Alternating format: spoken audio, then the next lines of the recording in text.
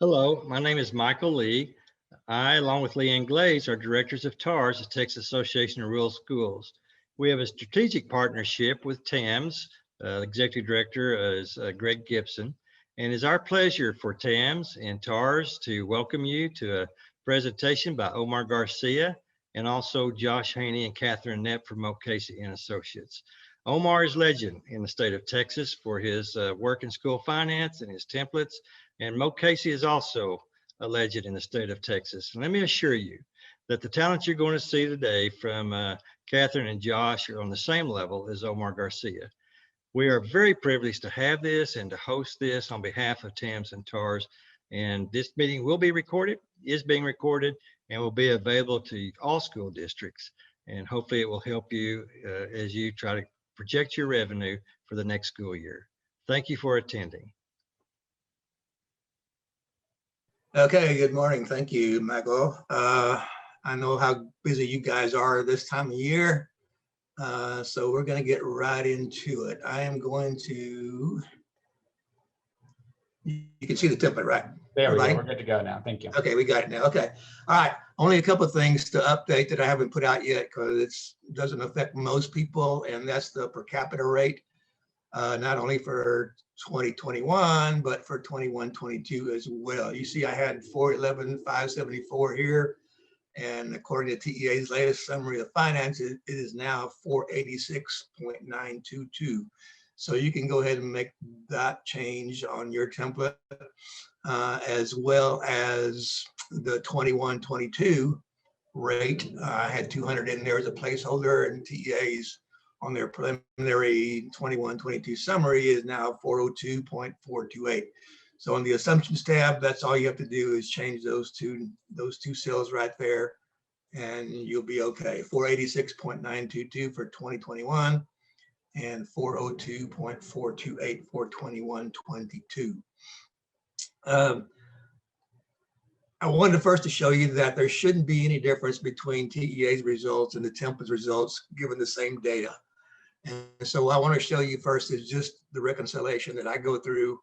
I entered all of, for 1920, I entered all of necessary data that is on TEA's latest 1920 summary of finances compared to the results. Here's TEA's results, and you can see there's very little difference between TEA's summary of finances and what the template produces, again, given the same data.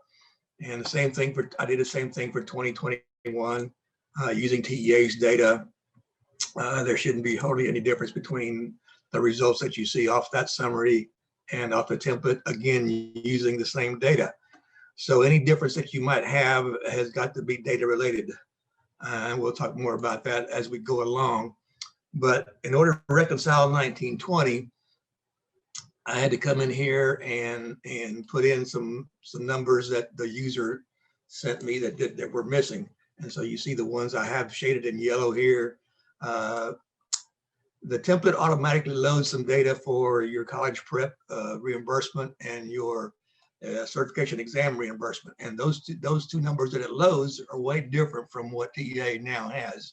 The file that I got from TEA that loads those numbers came from a file that I got months and months ago. So they've changed drastically since then. And so you want to make sure that you go in here and update those two things when you're trying to reconcile. Initially, I didn't have anything in here because in 1920, this district was not a formula transition grant district.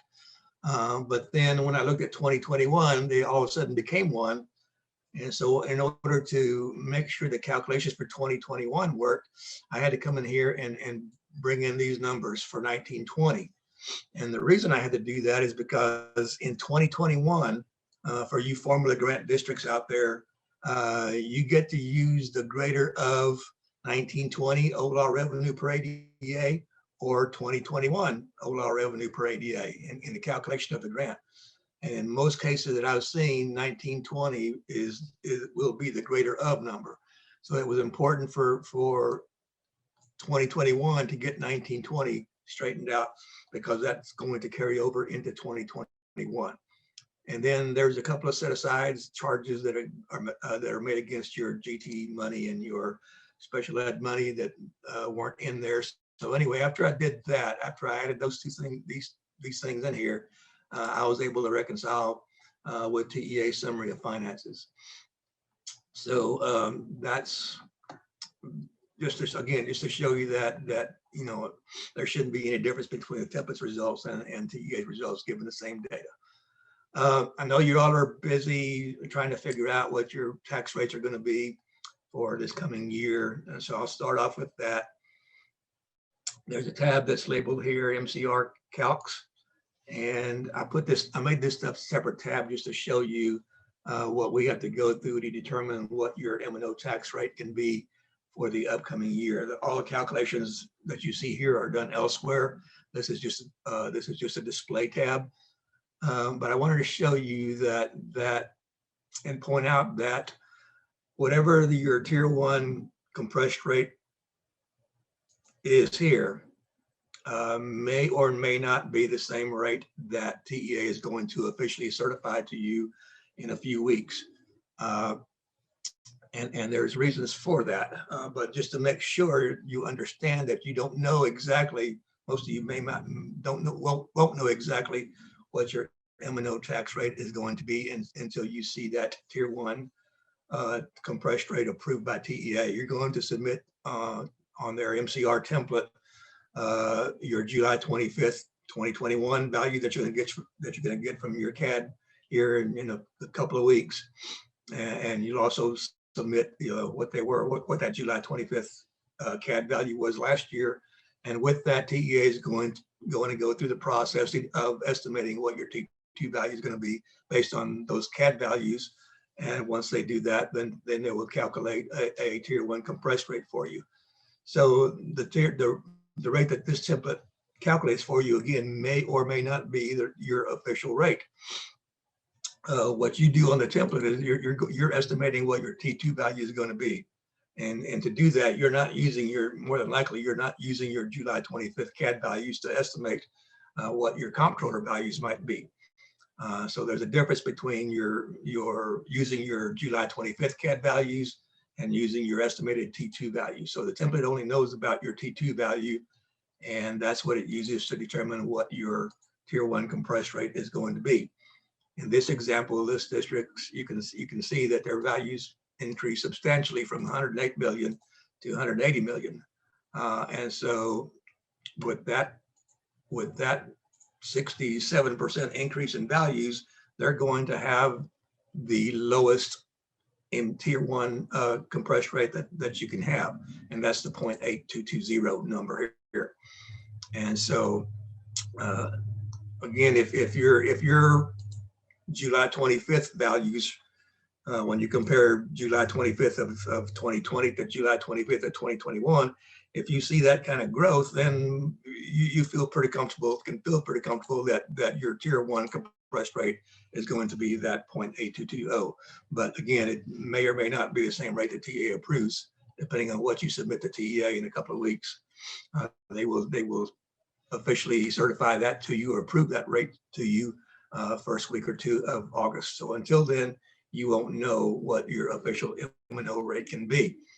So once we determine what your tier 1 compressed rate is, then you come over to the rollback tabs, the rollback rates tab over here, and that's the starting point. The 8220 is your tier 1 compressed rate, and then to that you add your enrichment pennies. The greater of your enrichment pennies are 5 cents. In this case, it's 13.8, and so that 0.9538 will be in this case would be your official M&O rate that you can have without going to your voters. I had someone just email me, called me the other day and tried to figure out why this rate wasn't changing when they changed values up here, and that's because the changes they were making up here didn't affect this percentage was still greater in order for them to get that 0.220, and that can't get any lower than that. And that's because there was a provision in House Bill 3 when it was passed last session, or I guess two sessions ago now, that said that all tier 1 compressed rates had to be within 90% of each other. There couldn't be more than 10% outliers out there. And so this 0.9134 is the maximum rate that we can have in 21, 22. And if you just take 90% of that, that's how we get to the 0.8220 down here. So all tier 1 compressed rates have to be between 0.9134 and 0.8220. And by doing that, then they're all within 90% of each other. So that's the way that works. But again, the important takeaway here is that when you look at your template, you won't know for sure, and because the rate that it calculates down here won't be official until TEA says it's official based on what you submit to them in a couple of weeks off that July 25th CAD values. So keep that in mind. You don't know what your M&O rate can be yet, and won't know until TEA officially determines what your tier 1 compressed rate is going to be. So that's the way that works.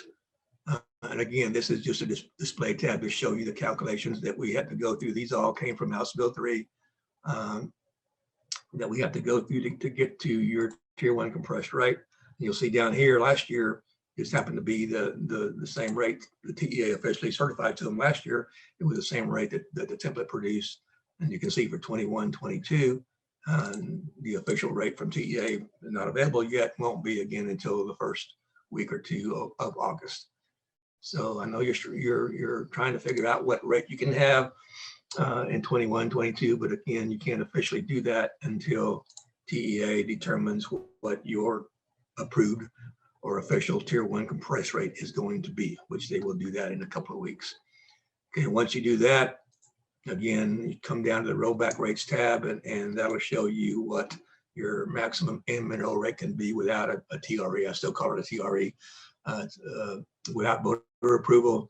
If you're thinking about going to your voters for a higher rate, the maximum rate you can have is this tier 1 compressed rate plus 17 cents, and that's this rate down here. So that's the maximum rate you can have with voter approval. Simply adding 17 cents to your tier 1 compressed rate, whatever your tier 1 compressed rate is. So again, this template will do all this for you, but it's not official because this rate down here is not official. And it won't be official when TEA says so. So today's what, July 14th. So 11 days, you'll get your July 25th CAD values. And then you can submit your MCR template to TEA, and the turnaround is pretty fast. They will tell you pretty, as soon as you, shortly after you submit that what your official, your approved tier 1 compressed rate is going to be. So that's the way that works. So again, this template, this tab right here is only for display purposes. The actual calculations are over in a tab that's labeled calc data. If you're just interested in to see the numbers, there's a tab over here that's labeled calc data, and here's where down here is where it all takes place. So again, I just made this a display of what I just showed you on the calc data tab. So that's the way that works. Omar, we had a quick question come in. Are you working with the latest version of the template that was released on, looks like the June 18th? Was that the last one? I think so, yes. Yeah, okay, thank you. So what was the question?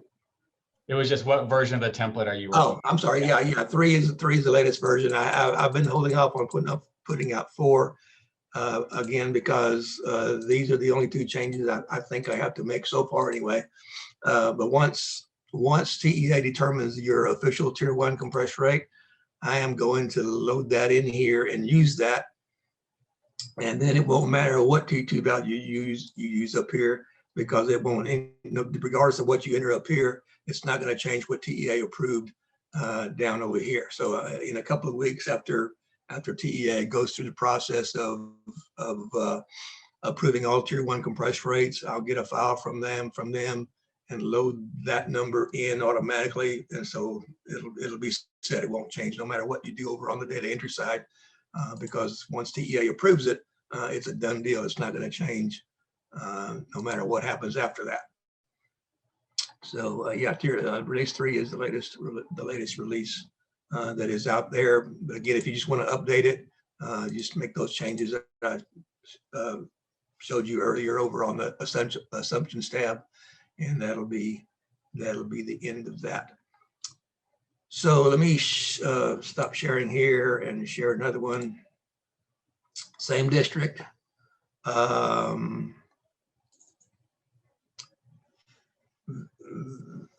this relates to the questions that most people have the last few weeks that I've gotten anyway. It has to do with the ESER 2 adjustments and what TEA is going to do about that, and the whole harmless ADA is mixed up in all that. And so we'll talk about that next.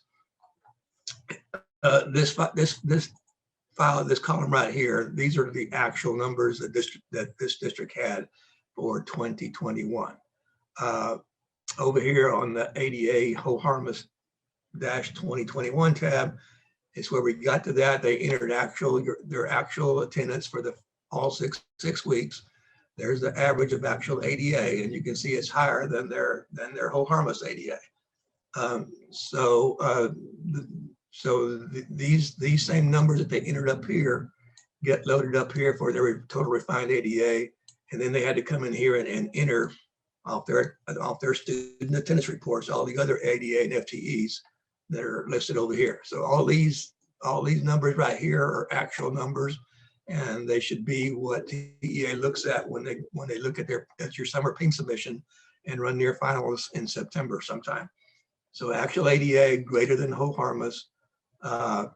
So because of that, there shouldn't be any ESER 2 adjustments to pay for any of the ADA whole harmless, because there is no ADA whole harmless. This is a district whose actual ADA was greater.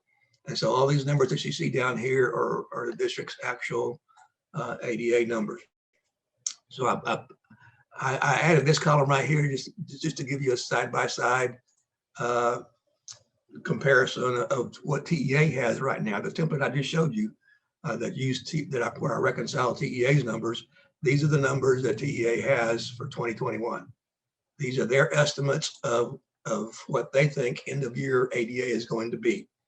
And you can see they're a little bit short, but most of the time they're fairly close in determining or estimating what they think your end of year ADA is going to be without factoring in whole harmless. And the way they do that is they have a historical ratio of fall enrollment to end of year ADA. And they will apply that historical ratio to this past fall's enrollment to project what they think ADA is going to be, but not only for ADA, but all the other FTE and ADA counts as well. So these are their estimates of end of year ADA.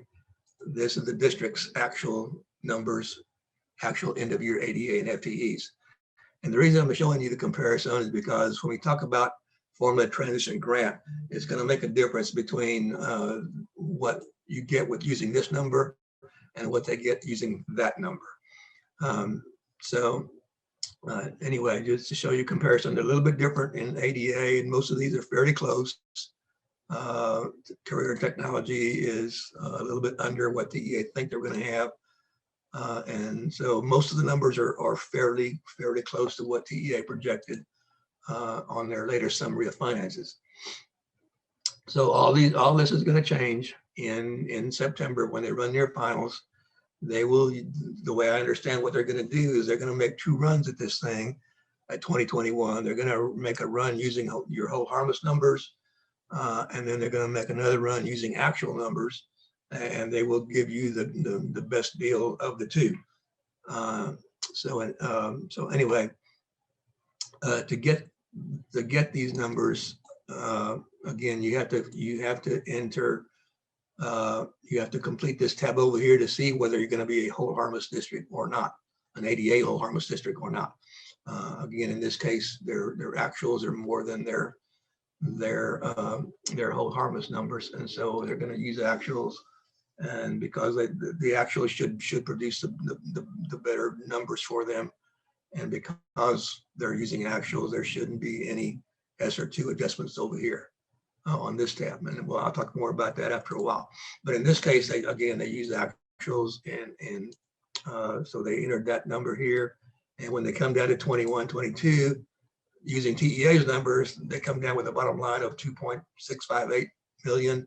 Using their actuals, you come up with 2.783 million. So it's going to be this number more than likely. That's what they'll use. They'll use actual because that's going to give them the better deal. But you can see here, there's a difference between the 155 difference in their total cost of tier 1 relates to that difference in ADA between 204 and 218, and the other difference is in the FTEs. So that's okay. But then there's a difference in the other program category, which in this case happens to be their formula transition grant. And you can see in 1920, their other programs were zero, so they didn't qualify for formula transition grant in 1920, but they do in 2021. That's that 527 or the 558. So there's a difference between what TEA thinks right now, what TEA thinks their grant's going to be versus what the template is producing for their grant. But just to complicate matters, the way I get this number here, the 527, relates to that entry I showed you earlier over here. These are TEA's numbers right here. All you have to do to make the grant calculation work on the template is to go to TEA's other program detail report. And on that other program detail report, the link's right there. And you'll see another link that takes you to the formula transition grant detail report, which looks like this. Now TEA's got numbers all the way through here where I say see notes, but there'll be numbers here that TEA has, and those numbers that get entered over in the data entry tab come from line 10. It's prior year total revenue, and then from line 19, which may or may not be the same number. So that those two numbers here get entered over here on the data entry tab, and that's what the template uses to calculate the grant. However, again, these are TEA's numbers, and they got to these numbers based on OLAW data that they were using. They use the 204, but they don't show you what OLAW data was used to get to that number. And therefore you don't know whether or not the OLAW data they used is anywhere close to what you think your OLAW data is. And so anyway, what all that means is, all that is to say that even though the template shows right now the 527, it may or may not be the accurate number because again, we don't know what OLAW data were used to get to those two numbers that I had to enter over there.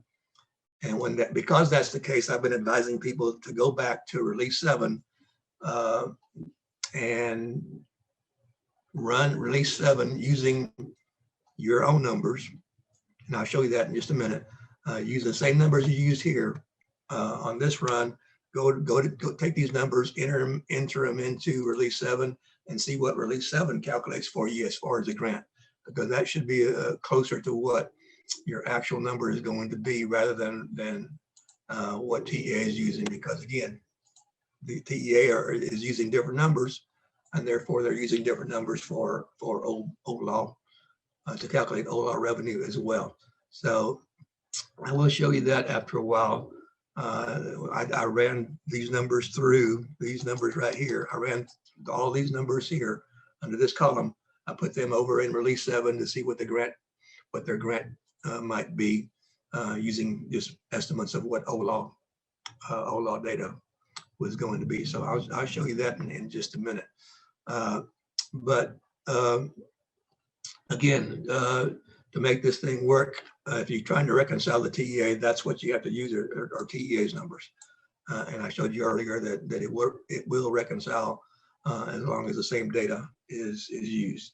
You can see there's for this district, there's a fairly large difference between what they have as their M&O collections and what TEA thinks their M&O collections are going to be. And that factors into the grant calculation as well. So just bear that in mind, is that if you're using this template and you have to put a number here, the only number you have available is TEA's numbers. And so you don't know whether those are, how close they are to your real numbers.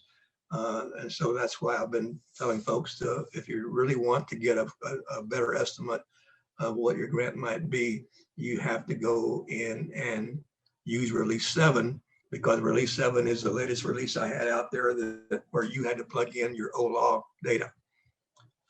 So let me just show you, I'll stop sharing this one and show you where I did the release 7 one.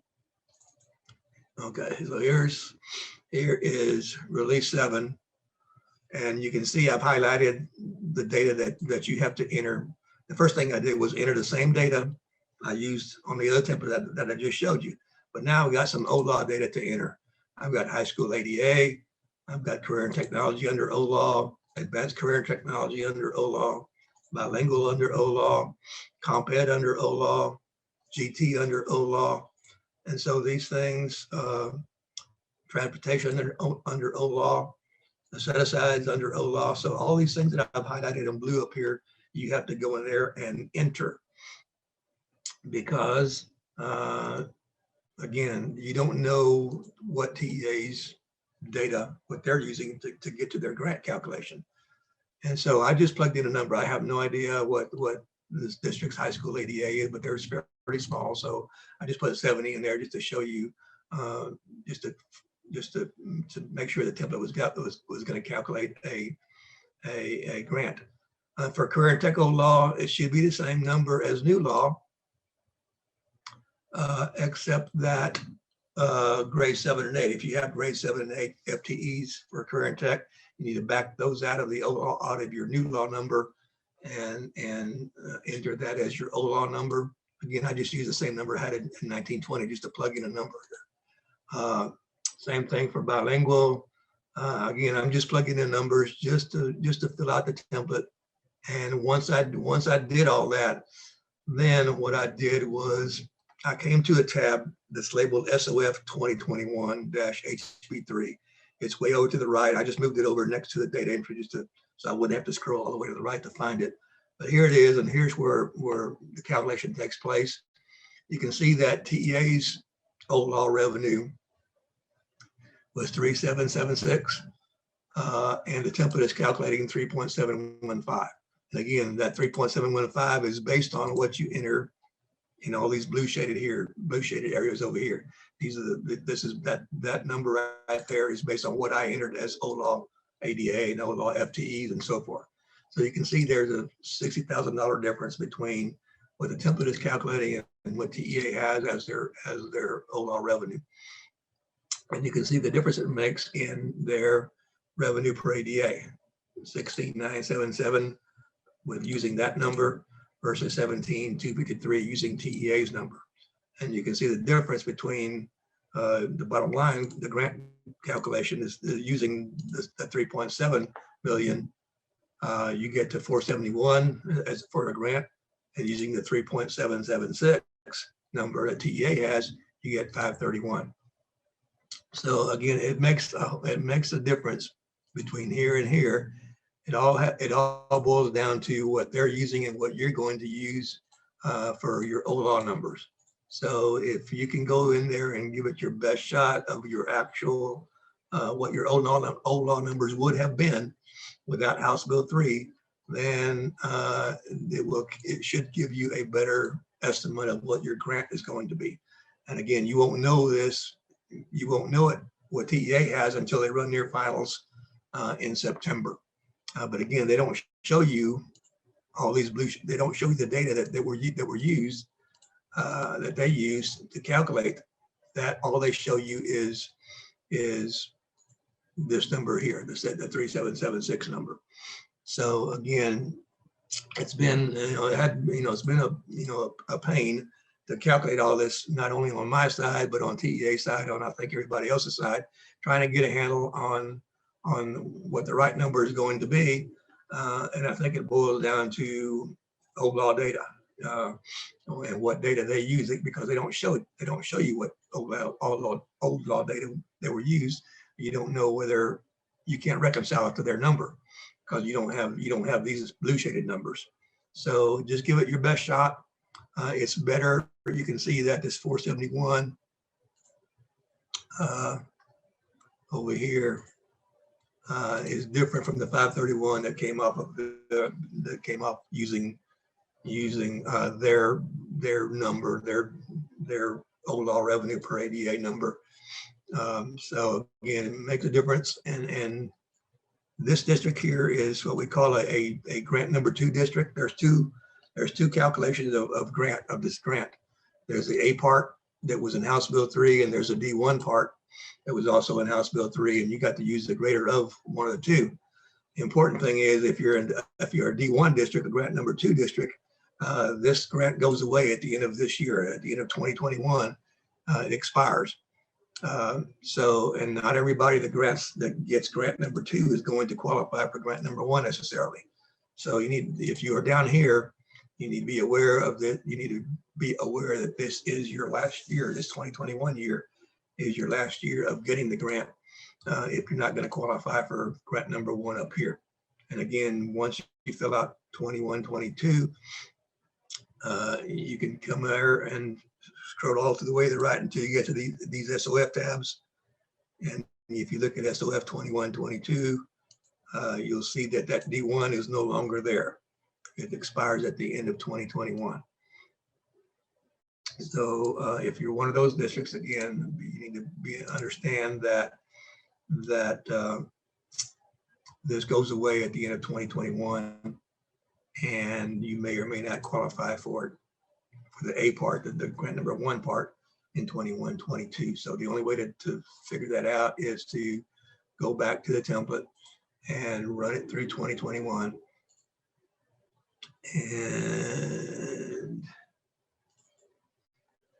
and see if in 2021, in 21, 22, you might qualify. Here's the other programs category, and you can see there's a 0 there. So they didn't qualify because that D1 part went away. So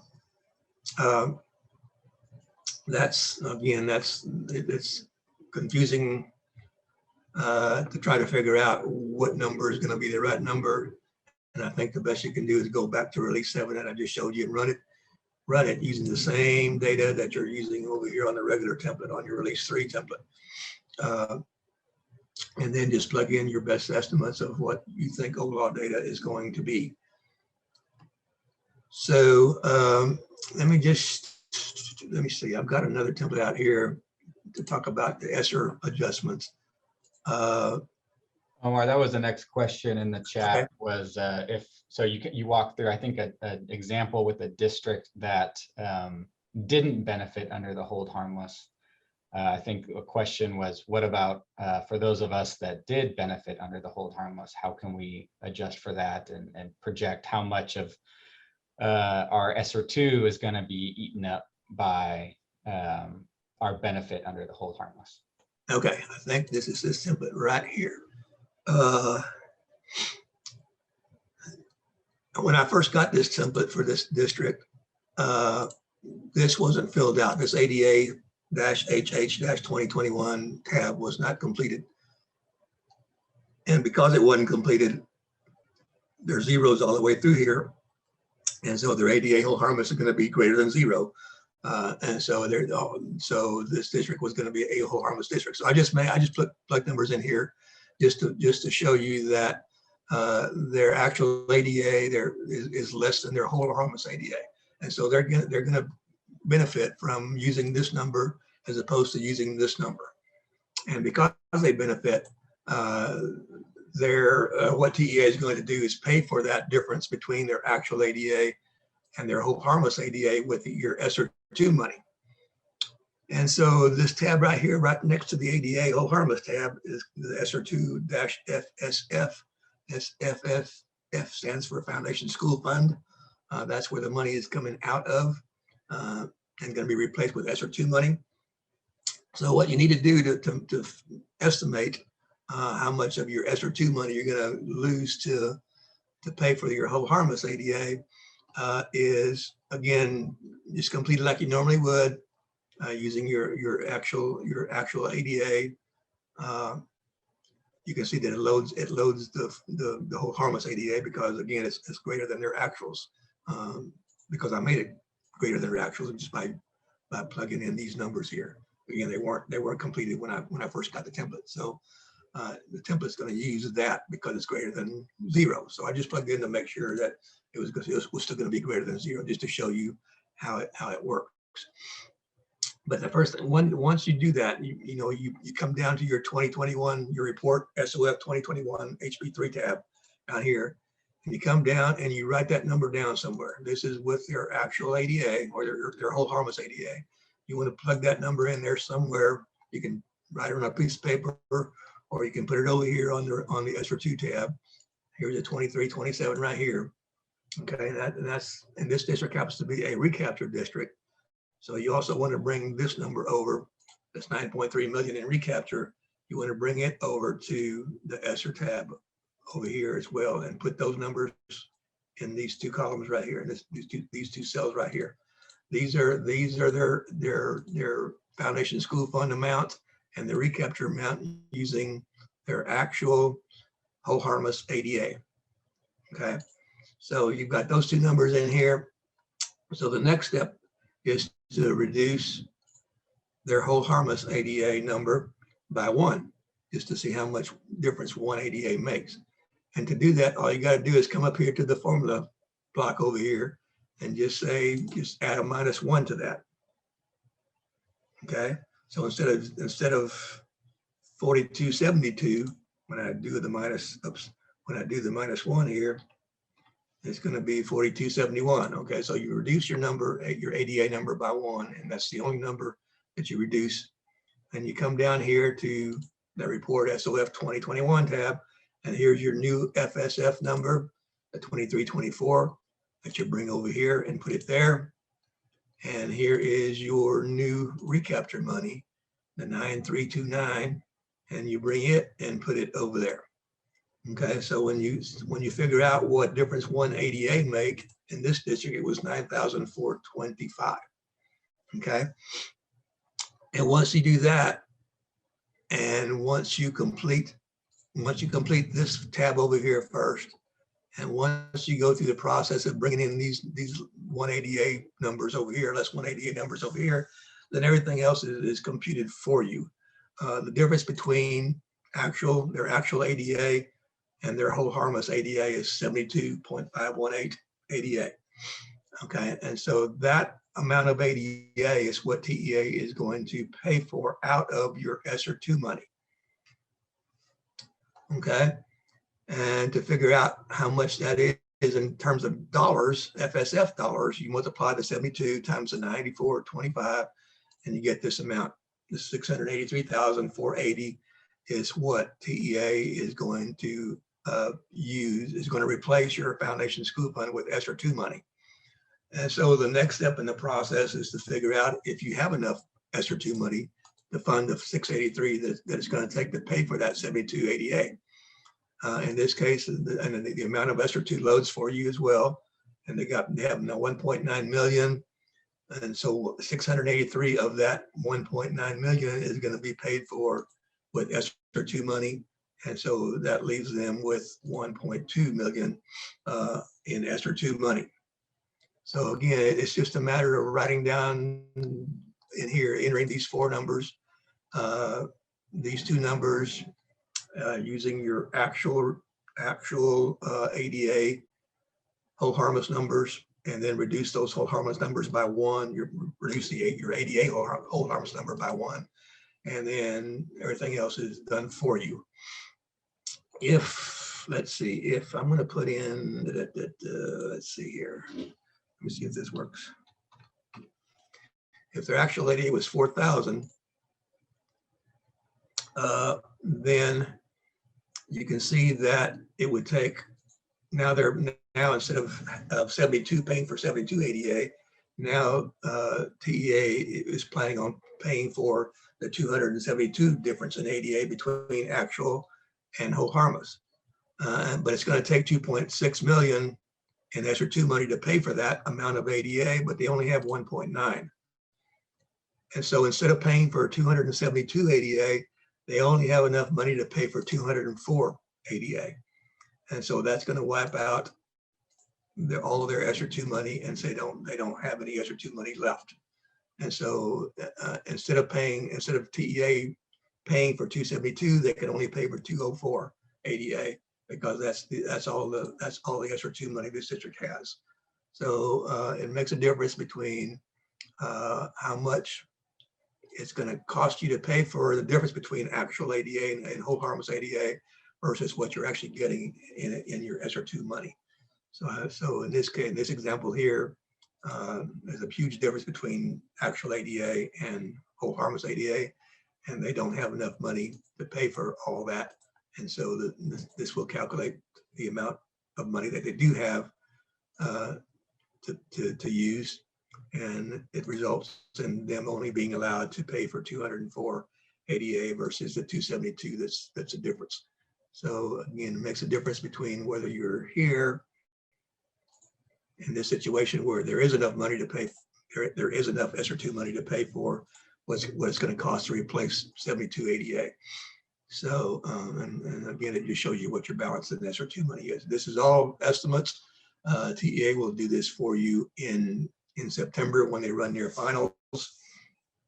The only issue that I don't have a handle on, and I've asked this question to TEA a couple of weeks ago, and haven't gotten an answer yet, but there could be situations where your ADA, this tab right here, where some of your, now let me back up one step. There are 3 sets of numbers that TEA uses to determine whether you're whole harmless or not.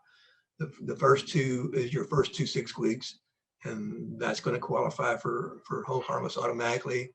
But then the third 6 weeks is the second set, and that stands on its own. And you're going to compare actual ADA for your third 6 weeks to your whole harmless ADA, with some caveats up here. If you don't initially qualify, you still can qualify depending on what your answers are up here, and you need to read through all that to figure all that out. And then the 4th, 5th, and 6th 6 weeks is the third set of numbers, and it all, what happens here is all driven by what happens in your 6 weeks. So it's possible that you would qualify for whole harmless in the first 2 6 weeks, and the second and the third 6 weeks, but then not in the 4th, 5th, and 6th 6 weeks.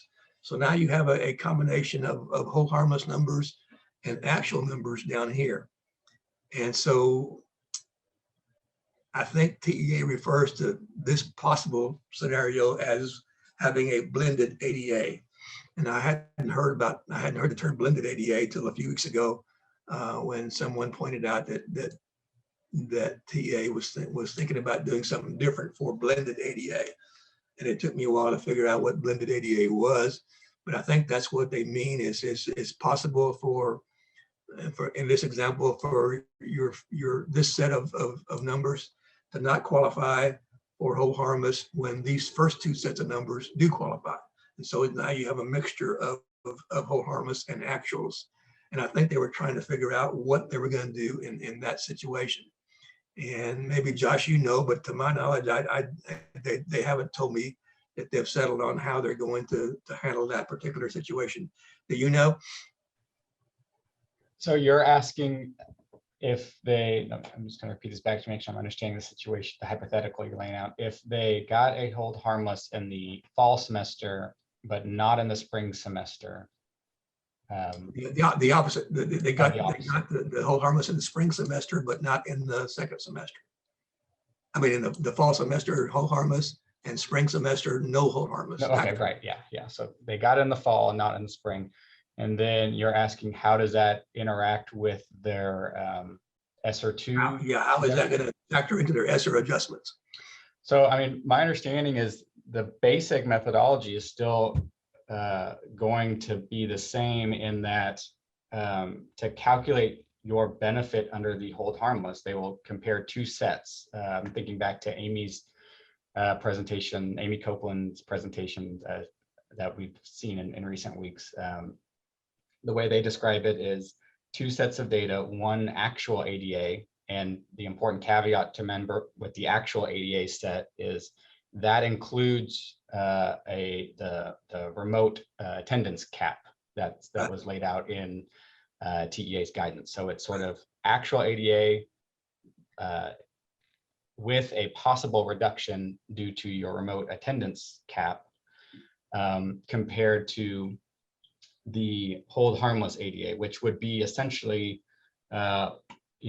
would be the average of, the blended ADA in this particular case, right? And so that would be the two scenarios that are compared.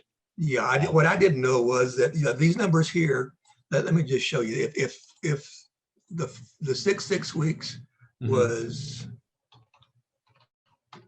that number, well,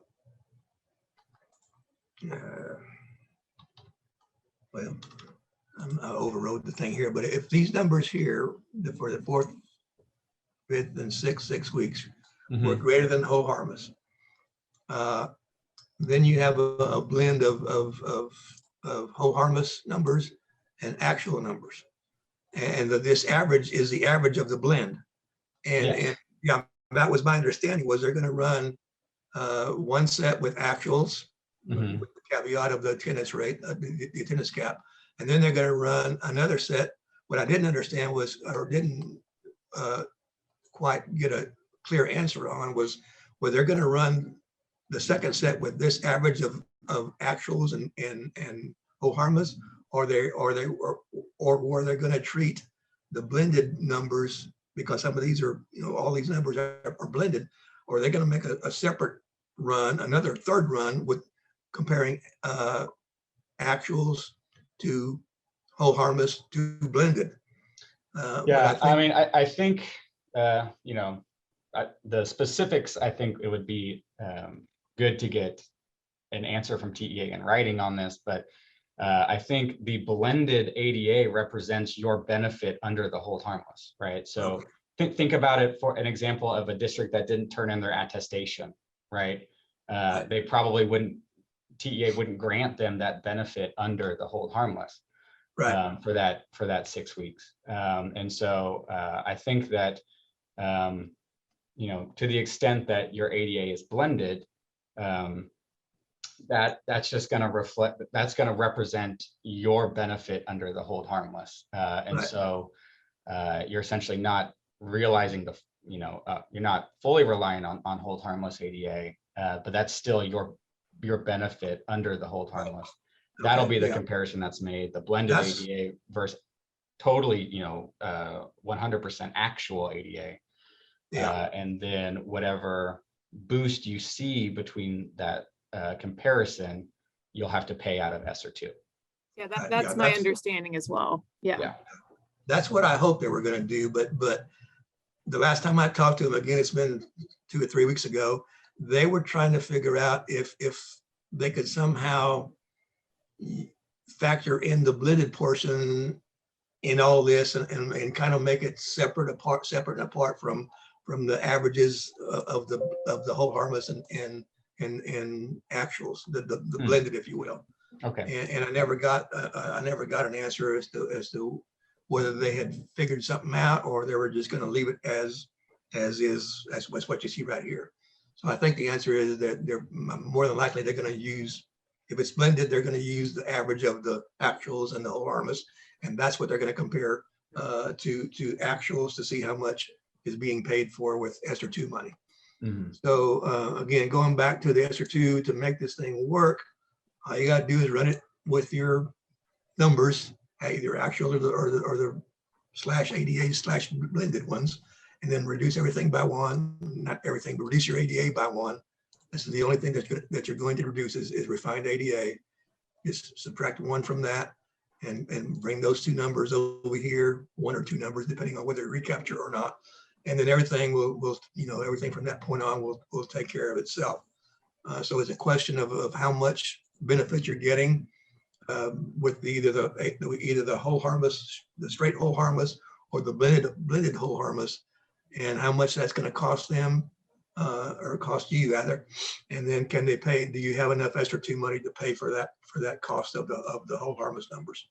So again, this will tell you that will give you an estimate of how much of your ESSER 2 money is going to be used to pay for that difference between their actuals and their either blended or straight whole harmless numbers, and gives you a balance down here of your remaining ESSER 2 funding. So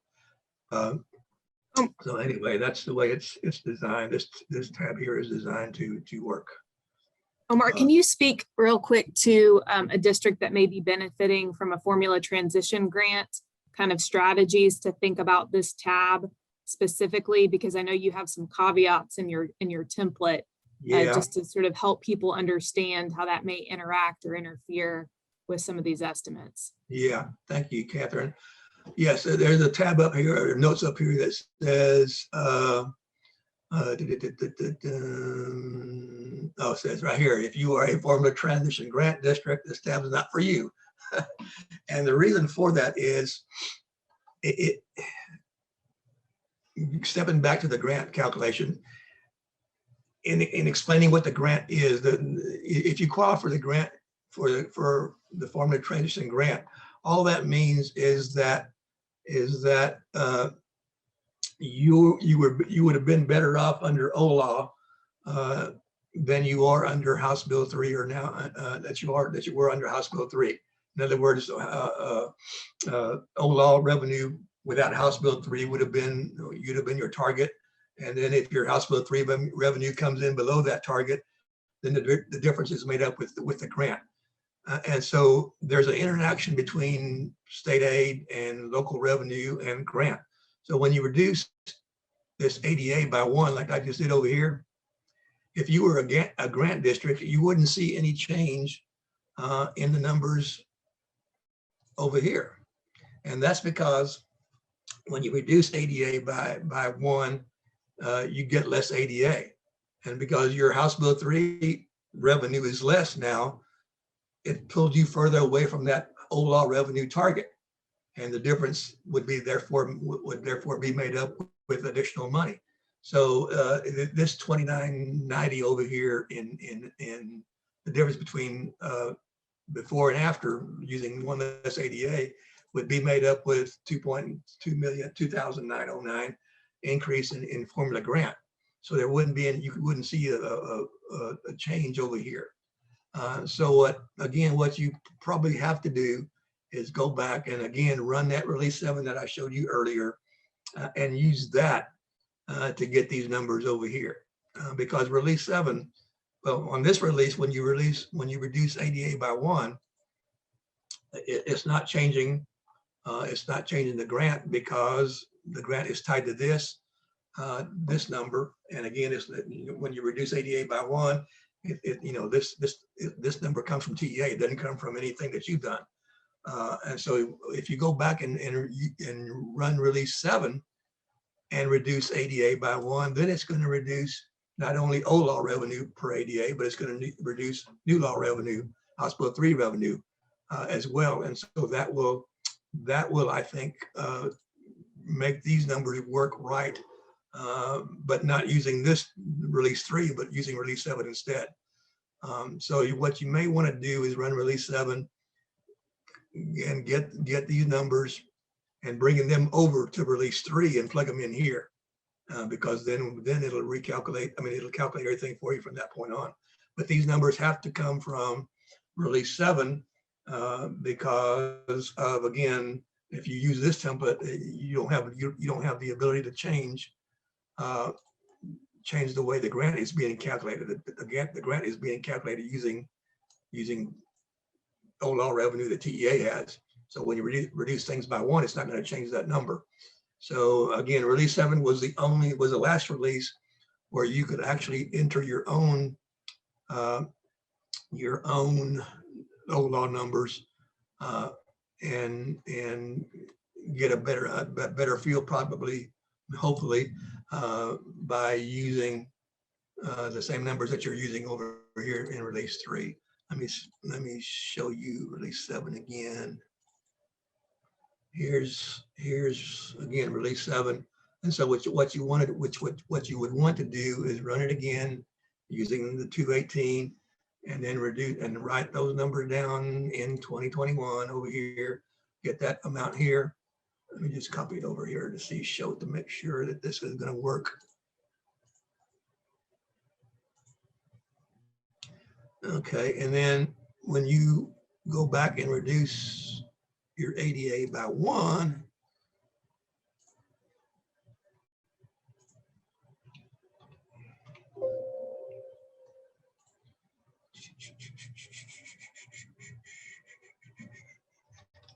let's see here. 218, 73.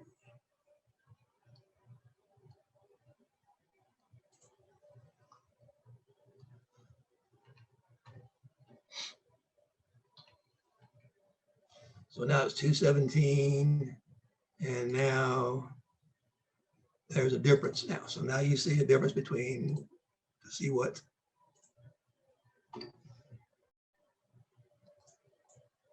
See, now there's a $10,000 difference that 188 makes in this case. So again, once you do that, you want to take these 4 numbers, or 2 numbers if you don't have recapture, and bring them over to release 3, and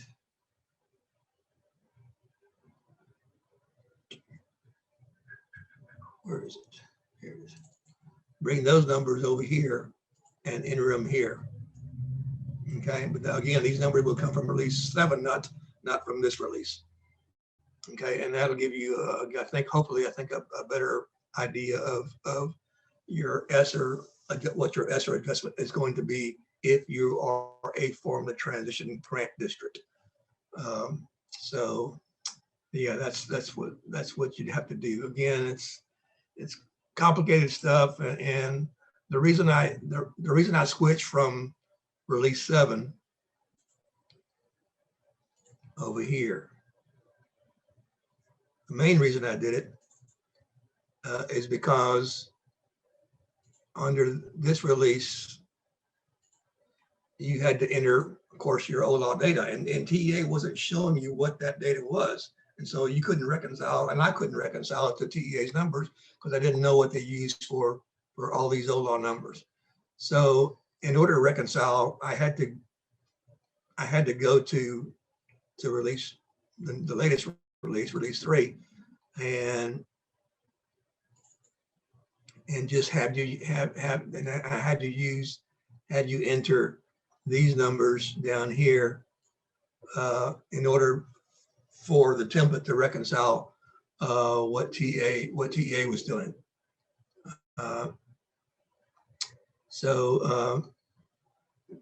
Again,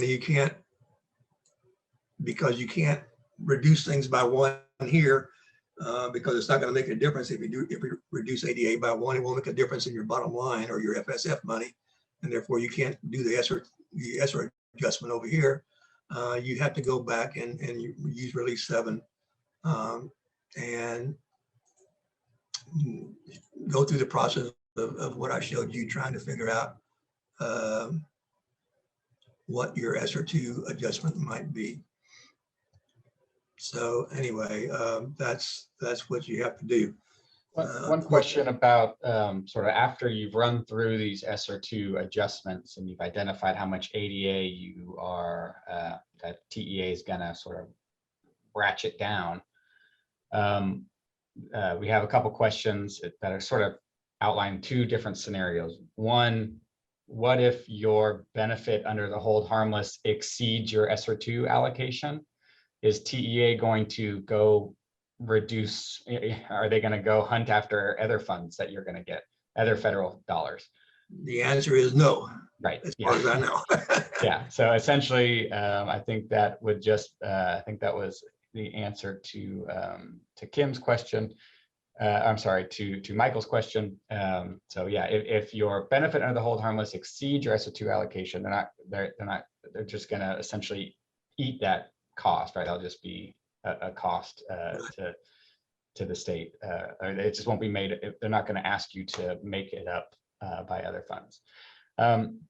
The other question is sort of the flip side of that. If you calculate your ADA that you're going to lose out due to ESSER 2, but your ESSER 2 allocation exceeds that amount, what are the what are the implications there? And I think the answer is that just then flows to you as supplemental funds.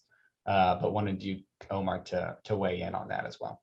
Yeah, that's this scenario right here where there's enough ESSER 2 money to pay for the 72 whole harmless ADA, and so you go from 1.9 to 1.2 in ESSER 2. That's your remaining balance right there. And so the question was, what? I'm not sure I understood the question again. The question was just then, okay, so you have additional ESSER 2 money left over. 1.2, right? Is there anything that districts should be aware of with that? And I think just the simple answer, it's just that it's going to flow to you as supplemental funds, not unlike ESSER 3. Right. Yeah. Yes. You're going to get this amount when you apply. When you do your notice of grant award, you're going to apply for that. But TEA is going to use this portion of that to pay for that whole harmless ADA, and so that leaves you with that down there. Yeah. So essentially, they're going to back off. In this example, 683,000 in state aid that you'll then need to make up for from ESSER 2. Right. Yes. Yeah. Yeah. So instead of sending you 1.9, they're going to send you 1.2. I think is the way it's going to work. Yeah, I just would like to reiterate the fact that you need to apply for the entirety of your ESSER 2 grant, regardless of how much your state entitlement will be reduced by, just as part of this calculation. I know that can be confusing. So thanks, Omar, for saying that. I just wanted to reiterate it. Yeah, you want to apply for the full amount because, again, the TEA in this example is going to reduce that 1.9 by the 683, and that's going to leave you with the 1.2. So yeah, you want to make sure you apply for the 1.9. I think a related point here is that for those that benefit under the hold harmless, all of those sub-pop counts, right? All the allotment counts, early ed, CTE, special ed, all of those are going to be your hold harmless numbers. The only thing that's going to be reduced for ESSER 2 purposes is your total ADA. That's right. So we have some, I know, I'm sure you've heard this, Omar, but I know we got some questions from folks that those allotment counts are much different than the hold harmless allotment counts are much different than their actual allotment counts. So just keep that in mind in terms of spending requirements and that kind of thing. That'll be, the amount that you'll get funded for those allotments will be your hold harmless numbers. And then your spending requirements and all that will be based on the hold harmless numbers. Right, and keep in mind that TEA is going to give you the better of the two runs, one using the whole harmless numbers and one using the actuals. So if your actuals turn out to be the higher number, then there's not going to be any ESSER 2 adjustment because there's no whole harmless ADA to pay for because you don't have it. You don't have any whole harmless ADA because you're using actuals. Yes. So again, they're going to make two runs at it and give you the better of, and they'll do that, when they run near finals sometime in September. So we won't know exactly what all this is going to turn out to be until we see those near final runs.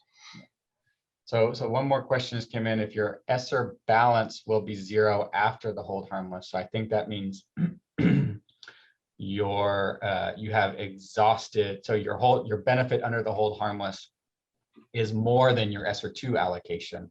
Mm-hmm. The question is, do you still have to complete the full allocation or the full application? And I think the answer is yes. You're going to lose that money, right? TEA is going to take your ADA. And so if you don't apply for ESSER 2, then you won't get anything to fill in that hole, correct? Right. Yeah. Right. That is correct. You're going to apply for the 1.9. TEA is going to use all of it to pay for some of your whole harmless ADA. There's not enough money in this example here. There's not enough money. There's not enough ESSER 2 money to pay for the full difference between actuals and whole harmless. And so they can only pay for 204 of the 272 in this example. And so that's going to eat up all your ESSER 2 money. But if you don't apply for the 1.9, then you're going to be short 1.9. Yeah. Another question that we got is referring to an email that we sent out to folks, and I'll just go ahead and address it. USDE sent a letter to TEA sort of wagging their finger at the use of ESSER2 to pay for the hold harmless. And they didn't outright prohibit it in the letter, but they did sort of say that that activity sort of prevented the stimulus dollars from reaching the communities that were most impacted by the pandemic. And so we sent that out and just alerted folks to that. We reached out to TEA and just recently we got a response back that they do not plan on changing their plan with regards to ESSER2 in light of that letter. So again, that letter didn't prohibit the activity. It certainly cast it in a sort of USDA didn't seem very approving of that decision. But at this time, TEA is not planning on changing any of what Omar just walked through in terms of the interaction between ESSER2 and the hold harmless. So, Hey, Josh, do you know if TA officially responded to that letter? I would hope that maybe that'll come in the commissioner call coming up soon. We got an email from the school finance staff at TEA. So I don't know if that constitutes an official response. It's not a TAA or anything like that. Yeah. And so I would look out for a more formal announcement coming, hopefully maybe this Thursday at the commissioner call. But we'll see. That's sort of I guess the informal response that we've gotten so far. Yeah, the way I understood that letter is, and it was saying that if Texas is going to apply for a MOE waiver, mm-hmm. And they find out that Texas supplanted some of that money, then that waiver was not going to be granted. Right. Yes. Right. Yeah. That was that was sort of the consequence that the most immediate consequence they laid out in the letter. They also just described that Texas made assurances that when it applied for the ESSER dollars, and they didn't again come out and prohibit the activity regarding ESSER2 and the hold harmless, but they did sort of include some language that indicated they were concerned about that. Yeah. Okay. So I will. Like I said, someone sent me a copy of that letter, and I sent it over to Region 13, and they contacted Corey Green after they read the letter, and basically Corey said what you just said, that they have no plans in changing what they're planning on doing as far as supplanting some of that money. Yeah. Okay. Well, what else? Let me see. What else do we need to talk about? I guess while you're getting set up, there's one other question.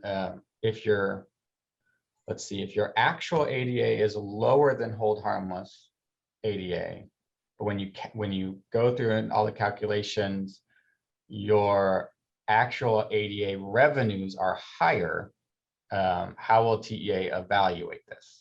I think you addressed this earlier, but if you wouldn't mind repeating some of that for. Yeah, if that the first run is using actuals, second run is using whole harmless or blended whole harmless, whichever way it is. And if the first run, the actual run turned out to gives you more revenue than the other run, then they're going to use the actual run. They will give you that benefit. But the way they did it last in 1920 with the other federal money, when they used all of it, all but 5% of it, I think, they make one run after the other, and when they make a run, they post it to your ledgers, and then they make another run, and then they make another run with the highest number. So there'll be several. There may be one, or there will be at least two runs posted. Maybe even three, and the latest posting will be the one that gives you the most benefit, the greater of one of those two runs. But every time they run a statewide summary of finances, something gets posted to your foundation payment ledger, and so you'll see two runs back to back, and may even have the same date, but they'll have different times on there. And then if the final run will be the bottom, the latest run will be the one that gives you the most revenue. It could be your actuals, or it could be your whole harvest run.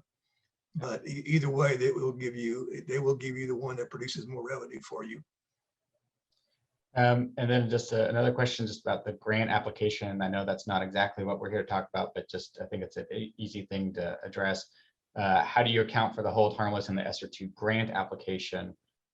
There's no need to include that in the grant application. As Omar said, you'll apply for the full ESSER2 allocation that's in that spreadsheet. You'll still need to document how you're spending that ESSER2 allocation and make sure it lines up with those allowable uses.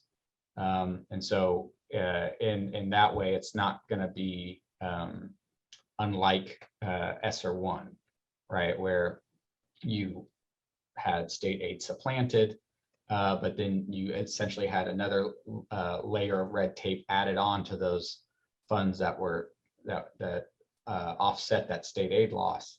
Now you have to meet the federal requirements as well for those. Did you have anything to add for that, Omar? No, that's right. Okay, let's move into 2122 under House Bill 1525. You see the things that I've highlighted in yellow over here are the new things that were in the bill. We've got career tech, which I think Josh is going to talk about in a minute. GT was brought back, same 5% cap that we used to have before House Bill 3. And then we have fast growth, which is a new way of determining whether you're fast growth or not. I had a district email me last week.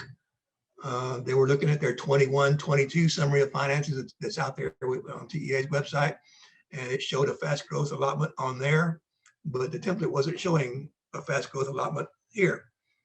And it boils down to the 21-22 summary of finances that TEA has posted right now is old law, not new law. Okay, they haven't run a new law summary of finances yet. So under and which means for that district under old law, they would have had some fast growth allotment, but under new law, they don't have it. And so just be aware that when you, and I've had a couple of other districts refer to that summary out there that they didn't realize that it's an old law run, not a new law run. That 21-22 summary does not reflect House Bill 1525 right now. And I'm not sure when they will run one that does. It may be after they run near finals in September. But anyway, there's a new way of figuring out whether or not you're going to qualify for fast growth. The only change that was done here was that that I'm going to do in release 4 actually, because it didn't change your dollar amount, but it changes your tier number. When I first got the file from TEA, that the tier numbers were reversed. In other words, if you were a tier 3, meant that you were the fastest growth, and now it's 1, and so 1 is 3 and 3 is 1 now, but it doesn't change the dollar amount. So if you're fast growth, it will calculate a number here for you, and that will be your fast growth allotment. And then if you come down to the report SOF 21-22, it will show you down here what your allotment is based on your actual allotment. And then there's a hold harmless provision that reverts back to 1920 fast growth. So if you were fast growth in 1920, but not in 21-22, for example, you get to use 1920 for 1 year, but then that number here got prorated down from 51,000 to 13,000. And so that's the number that shows up here. So this just shows you how we arrived at the number that shows here. So that's the only thing new there, just a different way of calculating whether or not you qualify for fast growth. So those are the only changes that came out of 1525. And so I will let Josh address career and tech, because I understand you're going to show them how to estimate these FTEs. Yes, we put together, and really for those of you, let me share my screen here real quick. For those of you that have seen the template from CTAT, this what I'm about to show you is very similar to that. The main difference being that their template does not adjust for the benefit that a lot of folks on this call get under the career and tech allotment because of their small and mid-sized status, right? So the CTAT template does a good job of adjusting for those new weights under House Bill 1525. And this is kind of outlined here on these notes. For those of you that aren't aware, just a little bit of background here. So 1525 changed the weight for CTE from a flat 1.35 across the board to a sort of a tiered system. And that tier is based on the sort of course sequence in that program of study. So level 1 and level 2 get a weight of 1.28. Level 3 and level 4 courses get a weight of 1.47. And then if it's a course that's not in an approved program of study, that receives a 1.1 weight under the funding formula now for CTE. And if you don't know what that means, if level 1, level 2, or approved or unapproved programs of study mean, you can, in our template, I believe Michael and Greg have sent that out already. We have a little link here, CTE course level info. This essentially maps onto the Perkins grant. So for those of you that have received that grant or are familiar with that, you may have some understanding of what these levels and approved programs of study refer to.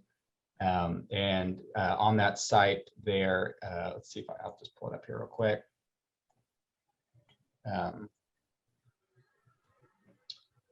TEA has published a list of approved programs of study, and they recently updated it. And you can see, I'll just pull up the PDF here.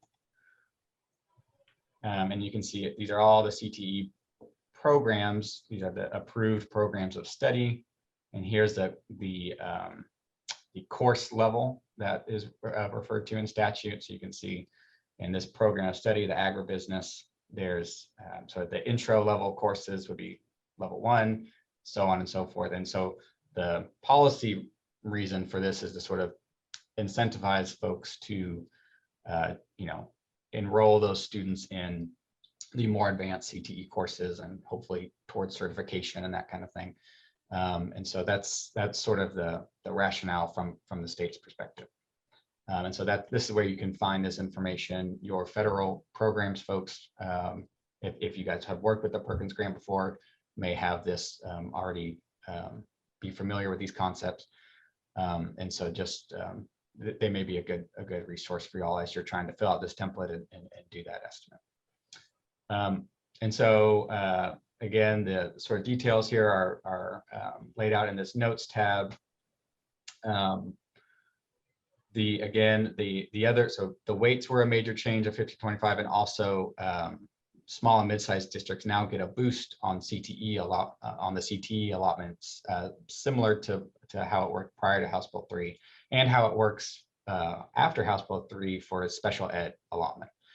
So if you go and look at your special ed allotment for all you small and mid-sized districts out there, you'll see that your multiplier isn't 6160. It's some number higher than that, and that'll vary depending on your exact ADA number. And so that sort of boost for small and mid-sized districts has been brought over to CTE allotment.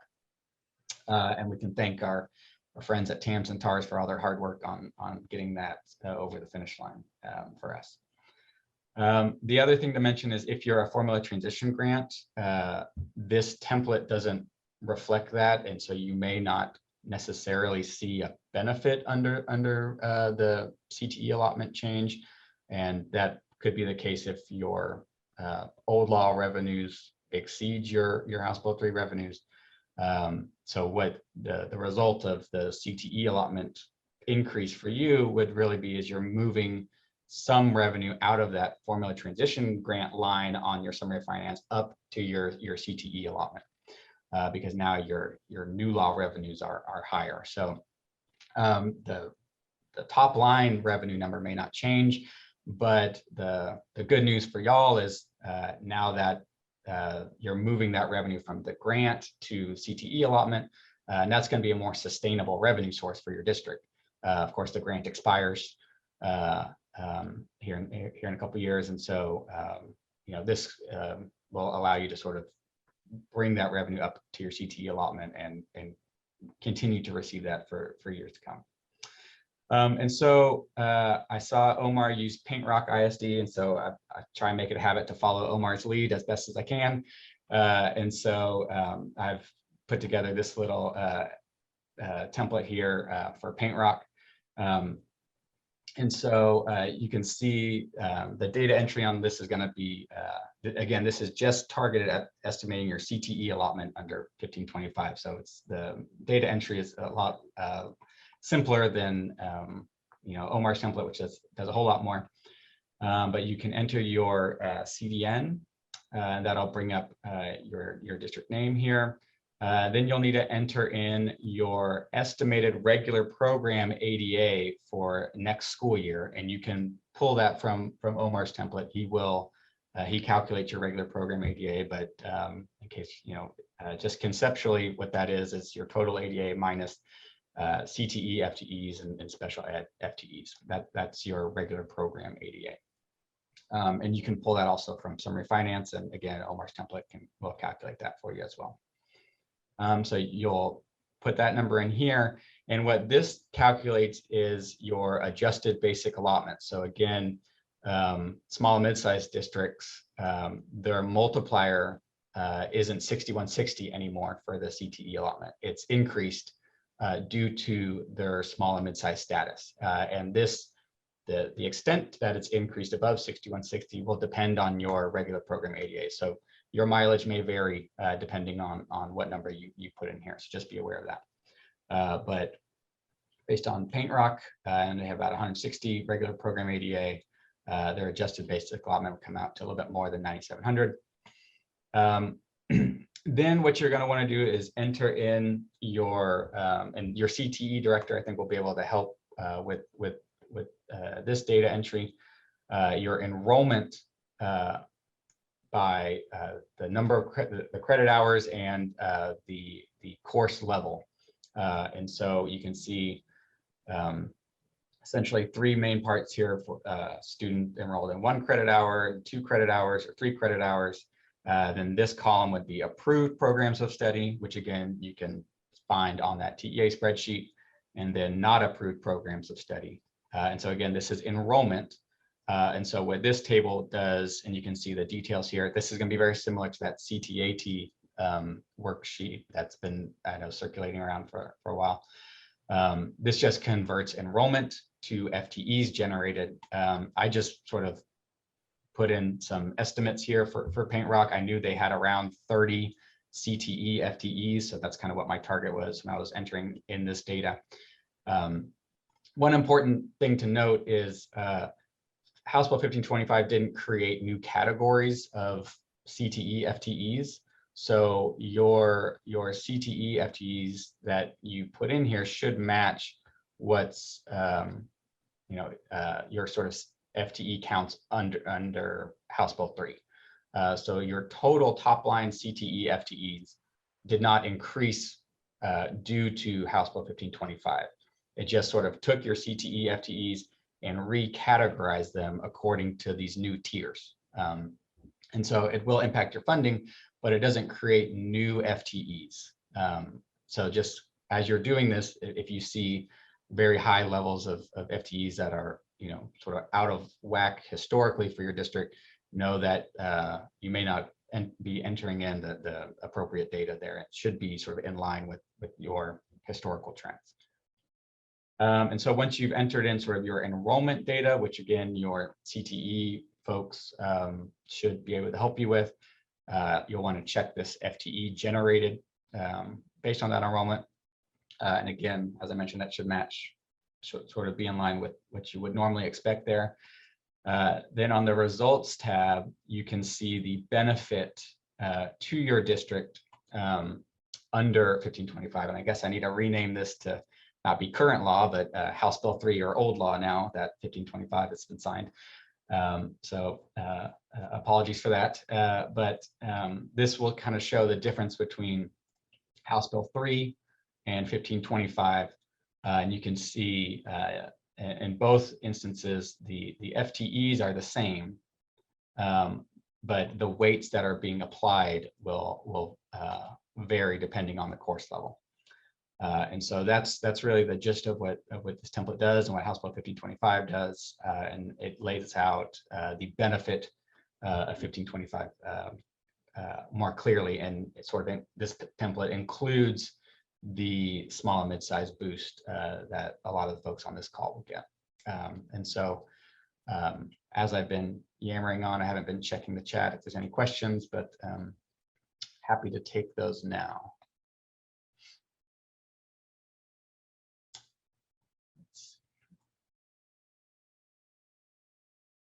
Omar, if you had any thoughts or questions as well,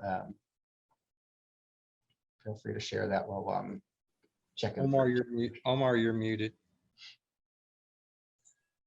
Sorry, I just wanted to show them on the template where they can find that 9,000 number that's above the 6160. Yeah, I'll go ahead and stop sharing. Okay. And let me see here.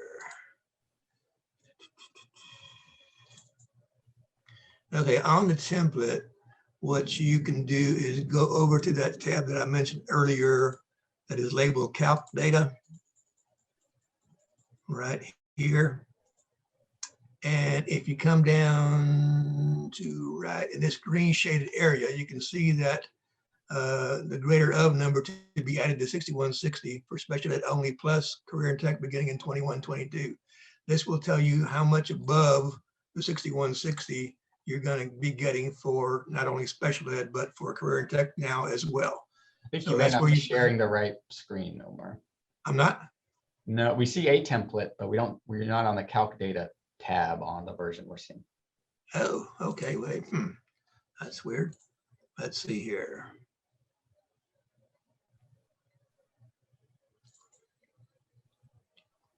Okay, now you see that, right? There we go, yeah. Mhm. Okay, Yeah, now going to Calc Data, you see that? Yes. Okay, now in the green shaded area, you can see that it plus career and tech beginning in 21-22.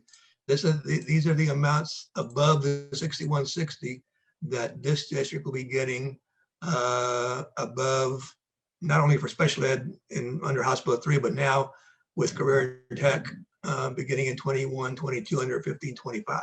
So this is where I calculate the amount above 6160 that will be the new multiplier for career and tech. So it's on the Calc Data tab in this green shaded area right here. And then can you show them on the report pages where the regular program ADA is? Yeah, it's up here. Yeah. I'm sorry. It's on the report SOF, whichever year you're looking at, there'll be line 2 here. It'll say regular program ADA. And it's adjustment. So this is simply your ADA minus your special ed and your current tech FTEs. Alrighty. Well, Michael and Greg, I think we'll kick it back to y'all unless you wanted us to address anything else. Well, let me just say that this has been an excellent presentation, very detailed. It is being recorded. Yes, we'll make that available to you. Let me make one deal here. I'm going to encourage you to subscribe to these two guys, their services. Well, not just those two, but these two organizations, because it's return on investment. You make a critical mistake or not put in the correct application or whatever, you're going to be losing a lot of money. And even if you do everything right, you're going to have the peace of mind of having another set of eyes looking at your work. The folks at Moak and Casey are just wonderful. Omar, of course, like I said earlier, is a legend in Texas. They will help you. They're very gracious with their time, with their knowledge. And so do that. And also for TAMS and TARS, you know, we work hard for you, return on investment. And, you know, you're spending less than 1/10 of 1% of your budget for your services and organization dues and stuff. And that's going to be the best return on investment that you get. So House Bill 1525 is estimating that There's $220 million in CTE in additional revenue going to the small and mid-sized school districts. In the current biennium that we're about to end, there were two who have received $170 million that they did not receive.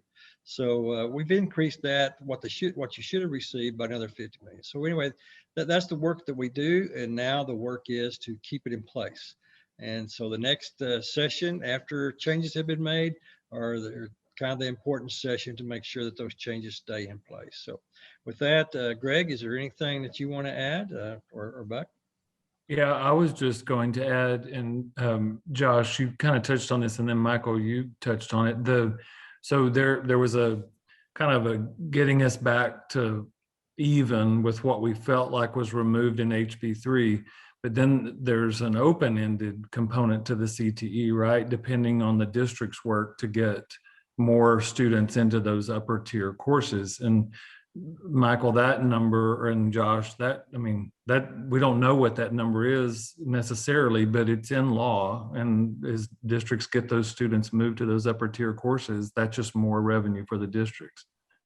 Yes, and Greg, as you and I worked with Josh and Catherine on these issues, and Buck also, that, it became apparent to us, even for the districts above 5,000 students, it could benefit them. And that's why we were pushing this so hard to help all districts, not just our small and mid-sized schools.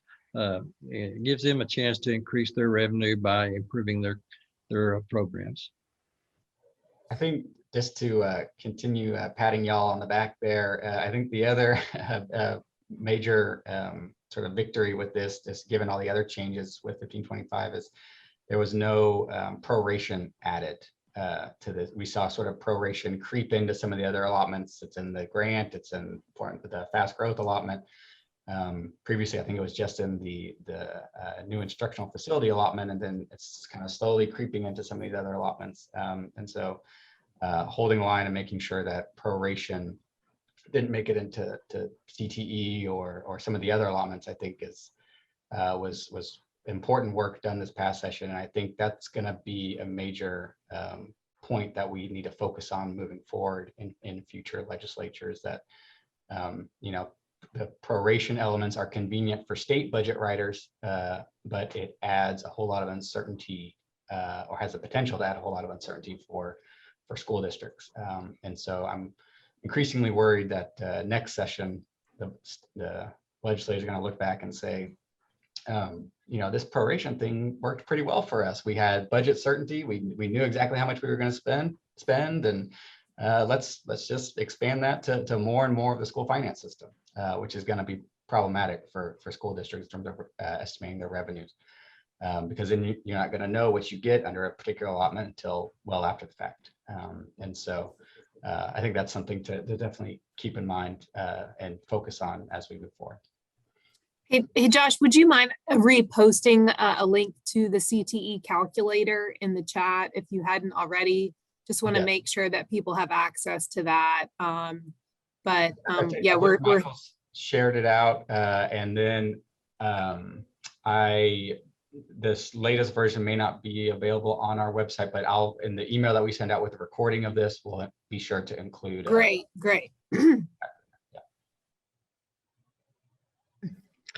Well, with that, I guess we'll conclude our meeting. And again, Omar, Josh, Catherine, thank you for taking the time on a short notice of putting such an excellent presentation together for us and for our school districts in Texas. This will be recorded, and I promise you, this will be reviewed again. And we've already had some input from superintendents and CFOs that they're going to be waiting on the recording because they had conflicts today. So thank you again. It's an excellent presentation, one of our highest attended webinars to date. Thank you, everyone. All right, thank you.